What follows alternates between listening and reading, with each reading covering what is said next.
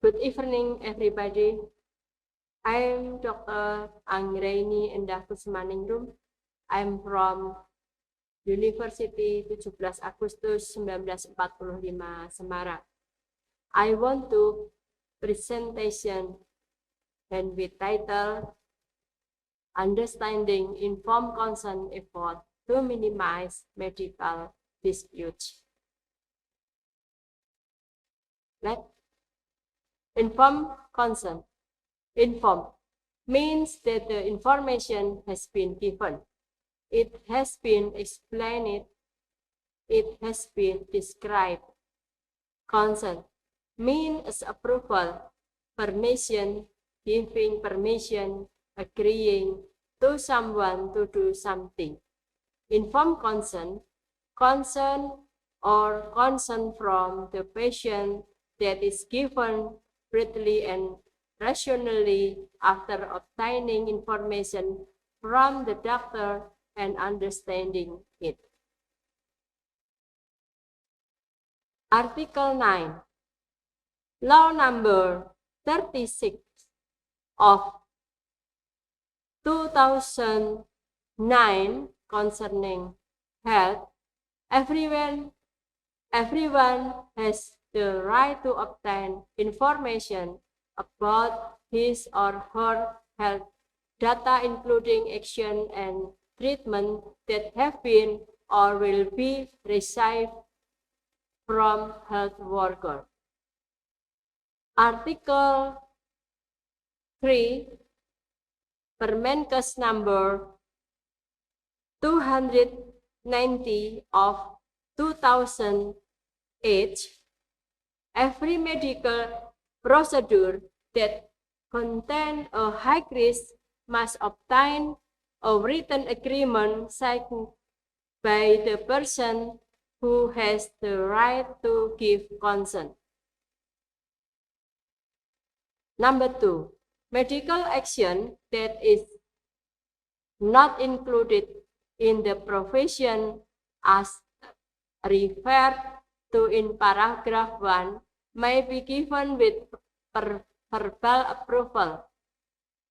Number 3, the written approval as referred to in paragraph 1 is made in the form of a statement contained in a special format for the purpose. Number 4, the approval as referred to in paragraph 2 can be given in the form of an agreement or a note of the head, which can be interpreted as an impression of agreement. Number 5, in the event that the verbal approval as referred to in paragraph 2 is deemed dubious, a written approval might be required. Legal foundation. Different from common law countries, informed consent here is regulated in the law number 36 of 2009 on health. Law number 29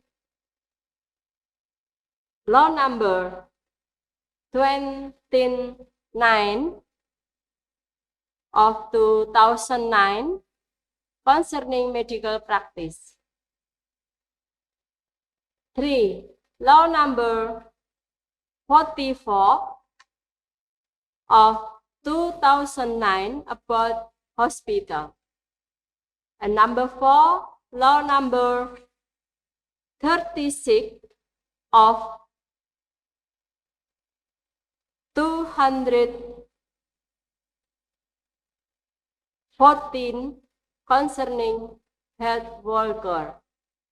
And number 5, Permenkes number 290 of 2008 It's concerning approval of medical action. Philosophical basic.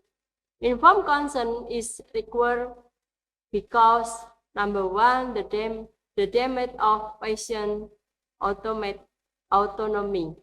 Number two, protect the patient's status as a human being. Number three, prevent coercion of deception. Number four, encourage physical self-criticism. Number five, assist the rational decision-making process or process rational decision-making. And number six, educated the public. Informed consent will be important. A, when medical treatment fail. B, is a respect for human being or dignity and right of each human being. Foundation of ethics or fundamental of ethics. Four basic moral principles. Number one, beneficence or to do good. Number two, non-maleficence or to do no harm. Number three, justice. Number four, autonomy or the right to make decisions about one's health care. Information material that must be submitted. Number one, the reason for the need for medical action. Number two, the nature of the medical action or experimental or non-experimental. Number three, the purpose of medical action, namely the diagnostic or therapeutic. Number four, the risk of medical action. Number five, unpleasant side effect. Number six, is there or alternative medical action. And number seven, the consequences that might occur in the future if the patient refuses medical action. Who should give information? Number one, the doctor, because they knew exactly the condition of the patient and matter relating to the medical action that will be carried out. Number two, if it is delegated to another doctor, nurse, or midwife, and an error occurred, that the responsibility remains with the doctor who performed the medical action. Number three, in developed countries, the responsibility to provide information is a non-delegable duty. How to give informed consent? Number one, verbality, oral or oral consent. Number two, in writing or writing consent. Number three, implicitly or implied consent. The safe is written consent because there is undeniable documentary evidence. If given verbally or implied, actually still valid only for the ask of security it is necessary. Number one, restricted to action with low risk. Number two, there need to be witness. Example, a nurse, just in case it is later denied. Number three, it is recorded in the medical record that the patient gave verbal or implied consent with the witness. Right to give consent.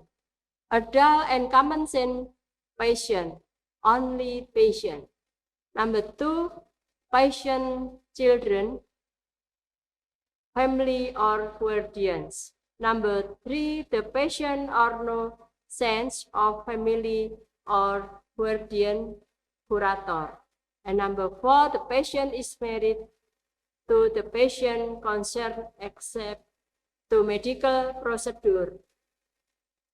Example, sterilization of family planning. Action that require partner approval. Number one, medical action that have an effect on the patient and his partner as a unit. Number two, the medical action is non-therapeutic, not therapeutic. And number three, the effect of the medical action is irreversible. Family planning sterilization must have husband approval. Therapeutic sterilization or CA cervix patient only. Problem. Informed consent is not preceded by information or preceded by information but is not adequate. Then the informed consent is considered to have never excited illegality by law. Information if given as clearly as possible, but if the patient finally refuses to give informed consent, it means that the doctor has failed to communicate. Success in obtaining informed consent from the patient is largely determined by the ability of the doctor in communication. Legal consequences. If medical action is not complied by informed consent, number one is evidence of a criminal element, namely is disgraceful act or actus reus and a wrong mental attitude or mens rea. Number two is evidence of an element of action against the law so that doctor can be sued. Number three, it is evidence of doctor's action not complying with the disciplinary law so that doctor can be tried by the MK-DKI. Implication of the existence of informed consent.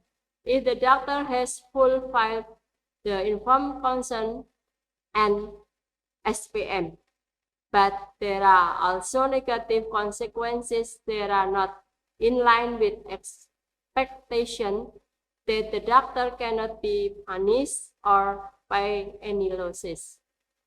It must be remembered that there is always the possibility that the purpose of a medical action will not be achieved, or risks that cannot be predicted, or the thing that cannot legally be delegated to the doctor who perform the medical action. Terima kasih. Thank you. Come on.